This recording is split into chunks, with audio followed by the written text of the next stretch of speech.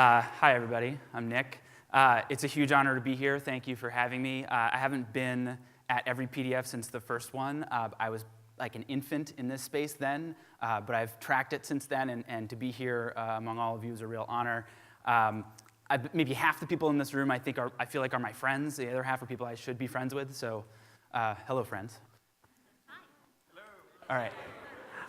So I want to talk today. I'm going to pick up on what Robin started on, the big opportunity we have in the peer economy and sort of peer-to-peer everything, and talk a little bit about some of the challenges that we're facing, and then maybe what we can do about it. So one of my favorite phrases that actually Robin coined recently, I heard her say it at a conference, is the idea that what we're doing with peer networks is revealing abundance, right? The abundance is out there. We just can't find it. We can't see it. We don't know how to get it. And we're talking about ideas and information and space and money and stuff and time and help. You name it, it's out there. And we just, up until now, haven't had good ways of finding all that stuff. And what all of these companies are doing and all these organizations are doing in building networks are connecting them, right? And making it possible for us to see this abundance and make use of it. And that is so exciting. That is such a huge opportunity, whether our issue is climate change or transportation or health, you name it, it's out there. And we're building networks to reveal abundance. And the companies that I work with tend to be for-profit companies in the Peers Incorporated space. They're doing it. There are other kinds of networks as well. Deanna Zant gave a great talk on this stage last year about all the different kinds of networks there are out there and their different characteristics, but that's what I'm talking about today. And what these networks do is they transfer power, right? The idea of peer-to-peer everything is empowering individuals. It's supercharging them. It's giving them superpowers.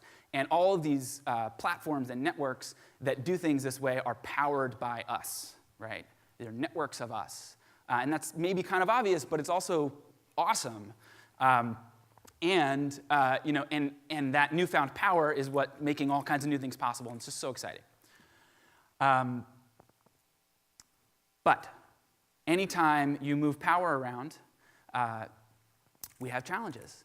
You're giving power somewhere, you're taking it away from somewhere else. And the set of challenges that we're seeing in the peer economy, I think are familiar to all of you. How did that look? I've been waiting to see those crush down on the screen, on the really big screen. This is a story in 2008 about a carpooling network in Toronto getting shut down because it was operating as an unlicensed transportation network. If you don't read Tech Dirt, you should. Mike Masnick follows this stuff better than anybody. New York City and New York State making peer-to-peer apartment renting illegal. Even when our governments take action to try and make more peer-to-peer bottom-up stuff possible, like with the Jobs Act, there's resistance. So there's a question of whether we're moving too slowly to implement that. Peer-to-peer lending site in Chile got shut down by the government. It's disruptive. Minnesota, for a day, banned online free education last fall, and then the next day unbanned it. And now they actually have, I believe they have the most of something. Well, I forgot what that was. But they have the most of a certain kind of free online education in Minnesota. Who is that? Lakes. Well, they have the most lakes, and you gotta love them for that. It's true. I've always wanted to go there and really explore the lakes in the summer, but that's for another talk. And the problems that we're seeing aren't just with public policy and regulators, right? As we do more peer-to-peer everything, we're treading an untrodden land. We don't know if insurance is going to kick in when we get in an accident in our car that we've borrowed. That's like an open question. That's important. And it's not just regulators that are causing problems. In every one of these situations where a new network emerges, it threatens the old players. I don't know if you caught this line by Bloomberg, but it's pretty recent. He was in a club, and apparently he said to the head of the taxi lobby, "I'll fucking destroy you." Because he was so frustrated with old industry being slow to adapt to new technology, not limited to peer-to-peer stuff. But this is the environment that we're living in. Lots of trepidation and resistance and tons of questions. So I wanted to just step back and then put that in a little bit of perspective. and I owe a debt of gratitude to the folks at the Berkman Center who helped me put this section together. Okay, this discovery of yours will create forgetfulness in the learner's souls because they will not use their memories. Does anybody know who said that? Plato about the alphabet. Okay? So here we have a history of empowering technologies that trigger doomsday prognostications. This one's a little bit long, but it's a French scholar forecasting barbarity that we haven't seen since the fall of the Roman Empire if we have too many books, right? Every time we give power out to people, we're terrified of what's going to happen. This one's really famous. The VCR is to the film industry what the Boston Strangler is to a woman who's home alone. And this is the head of the Motion Picture Association saying this in 1982. That didn't happen. But every time a new technology comes, we get really scared. Anybody know who said this? Turkey. This was this week, Prime Minister of Turkey. And so in every one of these cases, a new technology comes along that takes power from wherever it was and puts it where it might be, and this is scary. And it's right for it to be scary. Crazy shit happens on the internet and in cities like New York where where you let people do things and be weird. And we need to, that's awesome, that's so great. But it doesn't mean the end of the world, and we have to evolve our systems of regulating and making sure we get more good than bad as this happens. Okay, so we haven't only made mistakes when new technologies come along. We've actually done some pretty awesome things. Folks in the room familiar with the Section 230 of the Communications Decency Act? You internet policy geeks are here. So this is the law passed in 1996 that basically made it possible to make a website that had user-generated content because it said, you, the platform provider, are not liable for the speech that happens on your platform. And that made it possible to do everything from Craigslist to YouTube to everything that's come since then. It's awesome. And so what that did is it created an environment where we were allowed to create platforms that let people come together in new ways and say stuff and connect and learn and collaborate. And what's interesting is that we're actually starting to see some examples of this law be applied in real-world situations. So there's a case, I think it was last year or the year before, where in North Carolina where StubHub, the ticket marketplace, got sued for being a scalper, an online scalper. And they were able to successfully defend that case by saying, well, because under CDA 230, we're just facilitating speech, and we're not party to that transaction. And that worked. And so it raises one of the really interesting questions about the peer economy in general and all these marketplaces and peer platforms, which is it a service provider or is it just a messenger?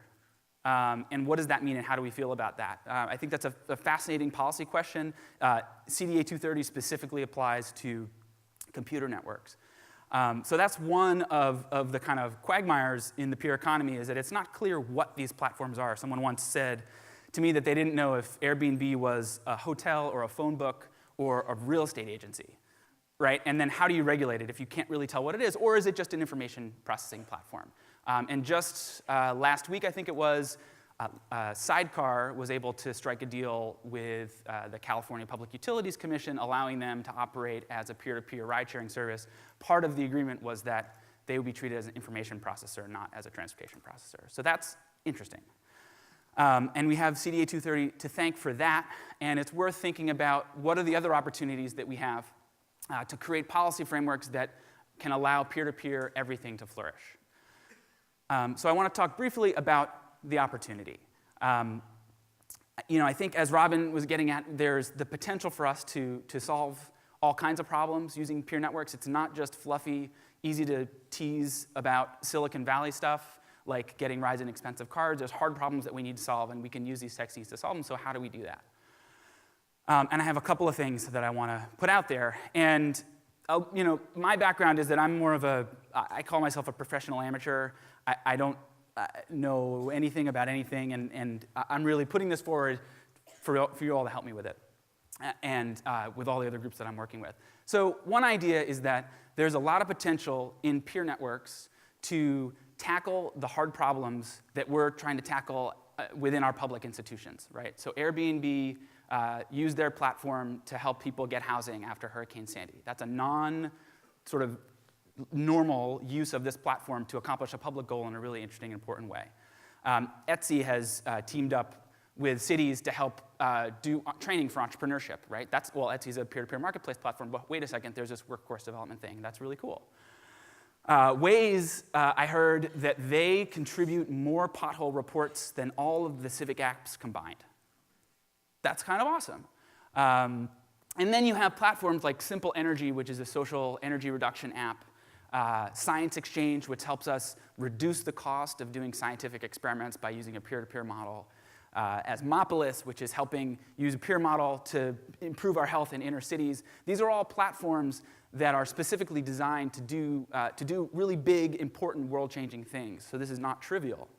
One of my favorite ones is Consent to Research, which is about donating your health data for all kinds of health research, which is something that we can't really do right now, but everybody would do if only there was a legal mechanism to help you do that. And all of these are things that we can use peer networks for to help us solve the world's hard problems. And we need to lead with those to create space and create relationships with the public sector and with the community, and have that be something that we really drive. And so to do that, we're talking about partnerships. I think it brings up a question of interoperability and thinking about how do our public institutions interconnect with these peer networks that are forming and solving problems in awesome new ways. How can we get the data to move back and forth? These are hard questions. And one of the biggest policy issues is privacy. Everybody's collecting so much data about you. What are they doing with it? How do we make it move and make use of it while respecting people's privacy? This is not a simple question. Second idea is Regulation 2.0, and I'm out of time, so I'll go quickly. These peer networks on the web have created their own internal systems for trust and safety using data. It's fascinating all the way back from eBay to Airbnb now. They've developed these internal systems, so the question is, can we use those kind of systems to help us achieve public interest goals? Broadly speaking, I think there's a huge opportunity there. And move from an upfront permission-based process to a data-driven a transparency and accountability process whenever we want to open up space for new networks to evolve and make good, positive change. The second thing about peer networks is you're not dealing with big companies, you're dealing with individual people, right? So here's an example from Etsy where there was a federal regulation about product safety that was designed for the Mattels of the world, but then when you're an independent producer on the Etsy platform, how do you handle that?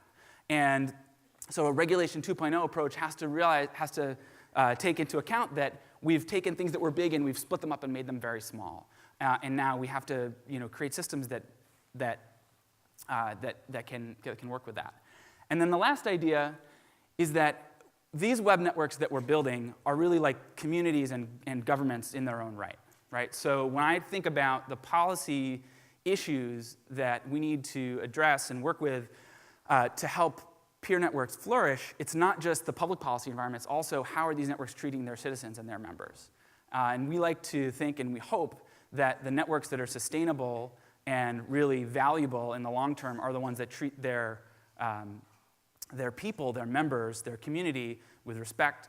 And that means things like privacy, security, access to data.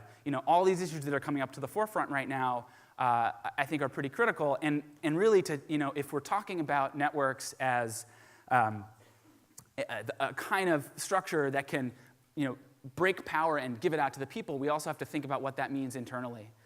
And give freedom and control and ultimately power to the community as well. And I think that's a huge part of that. So that's it. Thanks very much.